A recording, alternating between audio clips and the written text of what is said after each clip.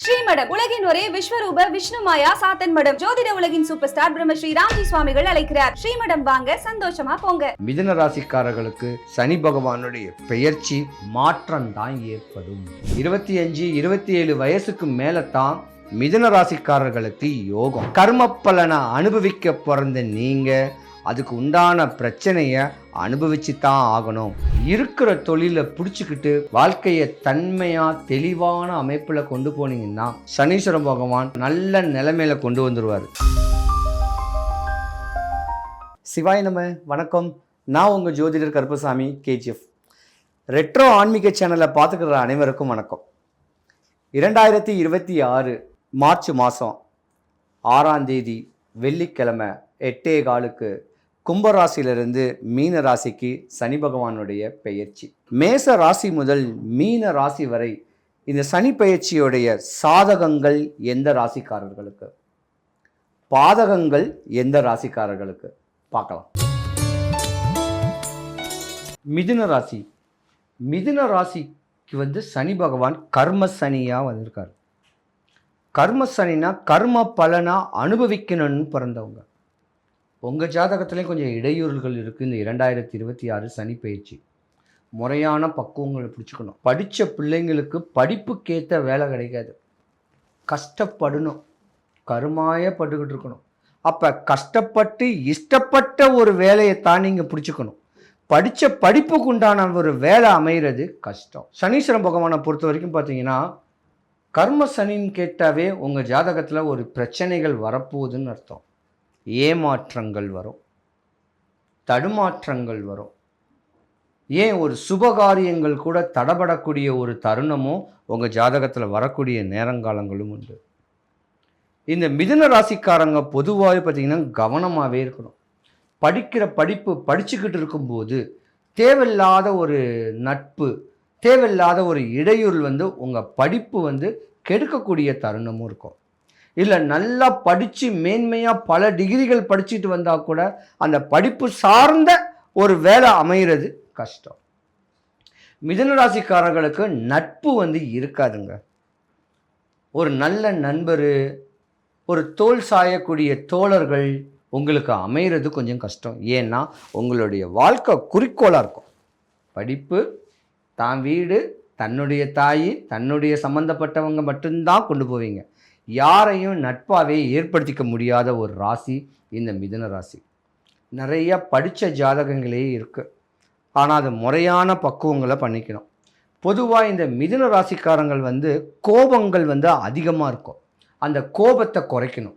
அதே போல் முன்னோருடைய கர்ம பலனை அனுபவிக்க பிறந்தது இந்த 2026 இந்த 2.5 வருஷம். நீங்கள் தான் முன்னோர் வழிபாடை பண்ணணும். இந்த முன்னோர் வழிபாடையும் உங்கள் குலதெய்வத்தை யார், என்ன, எங்கே இருக்காரு, அவரை நீங்கள் முறையான வழிமுறைகள் பண்ணிங்கன்னா ஏதோ வரக்கூடிய ஒரு பெரிய பிரச்சனை சின்னதாகி வரக்கூடிய தருணங்கள்லாம் மாற்றமே ஏற்படும். மிதுன ராசிக்காரர்களுக்கு அண்ணனுக்கோ தம்பிக்கோ ஆகவே ஆகாது. மிதுன ராசிக்காரங்களுக்கு தகப்பனுக்கும் உங்களுக்குமே கொஞ்சம் ஆகவே ஆகாது. ரொம்ப நீங்கள் கவனமாக இருக்கணும்.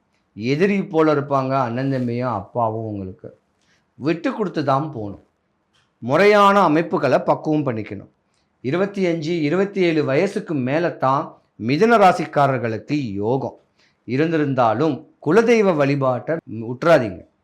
உங்களை காக்கிறது, உங்களை தெளிவு பண்ணக்கூடியது, உங்களுக்கு நல்ல ஒரு ஞானத்தை, தெய்வ பலத்தை, முன்னோர் சொத்தை, இப்படியாம்பட்ட தன்மைகளை எல்லாமே கொடுக்கறது உங்கள் குலதெய்வம் தான். குலதெய்வத்தை நிந்தனம் பண்ணிடாதீங்க, அவரை வழிபடுங்க. முறையான பக்குவங்கள் பண்ணிக்கிட்டீங்கன்னா மிதுன ராசிக்காரர்களுக்கு இந்த 2026 சனி பகவானுடைய பெயர்ச்சி மாற்றம்தான் ஏற்படும். ஆனால் கவனம் தேவை. மிதுன ராசிக்காரங்க தானே ராஜா தானே மந்திரின்னு சொல்லுற கோபத்தினால உங்களையே இழக்கக்கூடிய தருணங்களும் உண்டு. உங்கள் தாய் தகப்பன் பேச்சை கேட்டு நடக்கணும். இப்படி முறையான அமைப்புகளை பண்ணிங்கன்னா தான் எந்த குறையும் வராது. இல்லைன்னா கர்ம பலனை அனுபவிக்க பிறந்த நீங்கள் அதுக்கு உண்டான பிரச்சனையை அனுபவிச்சு தான் ஆகணும். 2026 வரக்கூடிய சனிப்பெயர்ச்சி இந்த மிதுன ராசிக்காரர்களுக்கு ஒரு மாற்றம் ஏற்படும். லூஸ் ஸ்டாக் கூடாதீங்க, எந்த ஒரு முதலீடும் பண்ணாதீங்க. இருக்கிற தொழிலை பிடிச்சிக்கிட்டு வாழ்க்கையை தன்மையாக தெளிவான அமைப்பில் கொண்டு போனீங்கன்னா சனீஸ்வர பகவான் பிற்கூரில், அதாவது இன்னும் ஒரு வருஷமோ 1.5 வருஷமோ அதுக்கப்புறம் நல்ல நிலைமையில கொண்டு வந்துடுவார். இப்போ கொஞ்சம் கடுமையான ஒரு சின்ன சின்ன பிரச்சனைகளை உண்டு பண்ணி கொடுத்தாலும் அதை தாங்கிக்கிற சக்திகள் உங்களுக்கு வேணும். மனநிலை மட்டும் பாதிச்சிடக்கூடாது. பாதித்து ஏதாவது ஒரு தப்பான செய்கைகளில் போயிட்டு மாட்டிக்கக்கூடாது. யாருடைய வழிபுறத்தின் பேரில், ஒரு முன்னோரின் வழிபுறத்தின் பேரில் உங்கள் வழிகாட்டிய முறையான அமைப்பில் பிடிச்சிக்கிட்டிங்கன்னா நீங்கள் எந்த குறையும் வராது. மிதுனராசி அன்பர்களுக்கு, மிதுனராசி அன்பர்களுக்கு செல்வ செழிப்பும் அற்புதமான அமைப்பும் 2026 உண்டு. நீங்களே உங்கள் வாழ்க்கையை கெடுத்துக்காதீங்க. சனி பகவானுடைய குணநலன்கள், சனி பகவானுடைய காரகத்தன்மை. சனி பகவான் சொல்லிட்டாவே பயந்தான். நம்ம செய்கிற தொழிலுக்கு காரகன். என்ன தொழில் செய்கிறோமோ அந்த தொழில் மூலயமா நம்ம ஜீவனாம்சம் பண்ணக்கூடிய ஒரு தருணத்துக்கு உண்டான காரகன் அவர் தான். நீதிமான், நீதி நேர்மையை நிலைநாட்டக்கூடிய அற்புதமான ஈஸ்வரம் பட்டம் பெற்றவர் சனீஸ்வர பகவான். என்னதான் வாதம் விவாதங்கள் பண்ணியிருந்தாலும் அதோடைய தன்மைக்கு உண்டான பிரதிபலிப்பை ஏற்படுத்தி கொடுக்கக்கூடியவர் சனீஸ்வரம் பகவான். ஒரு ஜாதகத்தில் சனீஸ்வரம் பகவான் உச்சமாக இருந்துட்டா நிலம், வண்டி, வாகனம், சொத்து, சுகம், மாளிகையோட 16 செல்வங்களோட பெருவாழ்வு வாழக்கூடிய தருணம் உடையக்கூடிய நேரங்காலங்கள் சனீஸ்வரம் பகவானால தான் முடியும். இதே சனீஸ்வரம் பகவான் ஜாதகத்தில் கெட்டு போயிட்டா முதல்ல வரக்கூடியது வாத நோய், அதாவது ஸ்ட்ரோக், காது வலி, பல்லு வலி, ஜாயிண்ட் பெயின், இன்சிடென்ட்டு, ஆக்சிடென்ட்டு, படுக்கையாக இருக்கக்கூடிய படுக்கையாக ஆக்குறது, பல தொழிலில் நஷ்டமாகிறது, கடன் வாங்க தூண்டக்கூடிய கிரகத்தை வாங்கி கடனை அடைக்க முடியாம கஷ்டத்தில் தன்னையே மாற்றிக்கலாமான் அப்படின்னு சொல்லக்கூடிய தருணத்தை உண்டு பண்ணக்கூடிய கிரகம் சனீஸ்வர பகவான். சனீஸ்வர பகவானை பொறுத்த வரைக்கும் நம்ம நீதிமானா தாங்கன்னு நினைக்கணும். நம்ம தெரிஞ்சு பண்ணக்கூடிய தப்புக்கு தண்டனை உண்டு, தெரியாம பண்ணக்கூடிய தப்புக்கும் தண்டனை உண்டு. தண்டனையை உடனே கொடுக்கக்கூடிய அமைப்புல நம்மளுக்கு துன்பத்தை விளைவிக்கக்கூடிய கிரகம் சனீஸ்வர கிரகம்.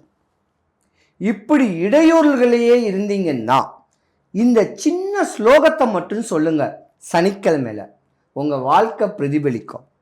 சொல்லட்டா?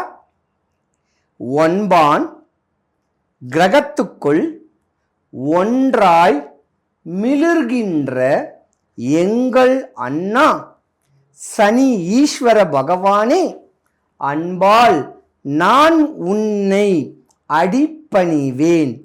என்பால் நான் அடைந்த துன்பங்கள் போய் இருள் அகற்றி தூய நலம் திகழ எனக்கு இன்றே தருவாய் அருள்.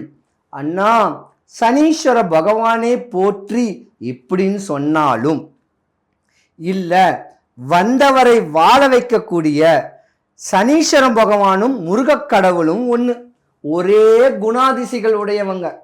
வந்தவரை வாழ வைக்கக்கூடிய வல்லக்கோட்டை கோவிலுக்கு போனோம்.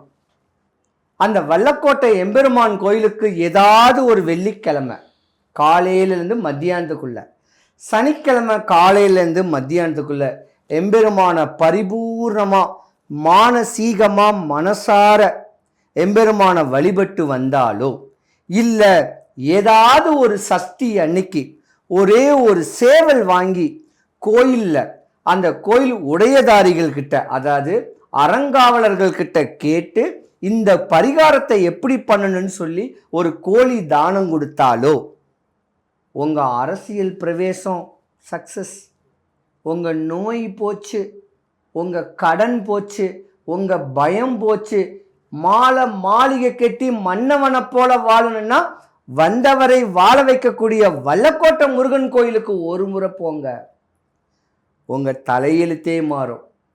சனீஸ்வரன் பகவான் இந்த 2026 12 ராசிகளையும் சாதகமாக பாதகமாக இருக்காரு. சாதகமாக ஆனாலும் சரி, பாதகம் ஆனாலும் சரி, ஏதாவது ஒரு வாரத்தில் ஒரு வெள்ளிக்கிழமை எம்பெருமான் வல்லக்கோட்டை ஆண்டவரை வள்ளி தெய்வானையோட அந்த எம்பெருமானை பார்த்துட்டு வந்தீங்கன்னா உங்கள் கவலை விலகும் கேட்குறது ஐதீகம். 12 ராசிக்காரர்களுக்கும் எல்லா வளமும் எல்லா நலமும் கிடைச்சி சுபிக்ஷம் ஐஸ்வர்யம் கடாட்சியம் கிடைக்க எம்பெருமான் வல்லக்கோட்டை முருகனுடைய ஆசீர்வாதம் பரிபூர்ணமாக கிடைக்க இறைவனை நான் பிரார்த்திக்கிறேன். சிவாய நம. எத்தனையோ கோடி ஜென்மாவிலே புண்ணியம் செய்தால்தான் வாய் முருகான்னு சொல்ல வருமா? சிவன், பிரம்மா, மகாவிஷ்ணு, அம்மன், பெருமாள், விநாயகர் நிறைய சொல்கிறீங்கல்ல. ஆனால் இவங்க எல்லாருமே என்ன சொல்லுவோம்? இந்து கடவுள்னு சொல்லுவோம். ஆனால் ஒரே ஒரு கடவுளை மட்டும்தான் தமிழ் கடவுள்னு சொல்கிறோம். இதுலேயே தெரிஞ்சுக்கலாம் முருகருடைய சிறப்பு என்னன்னு. நான் என்னையா தப்பு பண்ணேன்? எனக்கு தெரியல உன்னை பற்றி. அதுக்காக எனக்கு இவ்வளோ பெரிய தண்டனை கொடுப்பியா நீ? ஓன்னு அழறேன். உலகளந்த பெருமாள்னு கேள்விப்பட்டிருக்கேன். யாரை சொல்லுவா? பெருமாளை சொல்லுவார். ஆனால் முருகப்பெருமான் இரண்டாவது முகமாக பூமிக்கும் வானத்திற்கும் காட்சி கொடுக்கக்கூடிய முருகன் இரண்டாவது முகம் வாமதேவ முகம்னு பேரு. உங்களுக்கு ஒரு கஷ்டம் வந்துருச்சு, என்ன பண்ணுவீங்க? முருகன்னா சொல்லுவீங்க, ஐயோ முருகா என்னை எப்ப காப்பாத்துவ? எனக்கு யாசகம் போட்டுட்டு போனாங்க. நான் யாசகம் வாங்க போன இடத்துல உட்கார்ந்தேன்னு கூட எனக்கு தெரியாது. அதான் சொல்லுவாங்க, செவ்வாய் வெறுவாய் அல்ல, முருகனை நினைத்தால். முருகா என்ற ஒத்த சொல்லுக்கு, அந்த ஒத்த மந்திரத்திற்கு அங்கே வருவாய் மட்டுமே இருக்கும். வரம்பில்லாத அருளை தருபவன் முருகன். அப்ப எதிரியான அந்த சூரபதுமனையே தன்னோடு வைத்துக் கொள்ளும் முருகப்பெருமான் நமக்கு எதை தர மாட்டான்?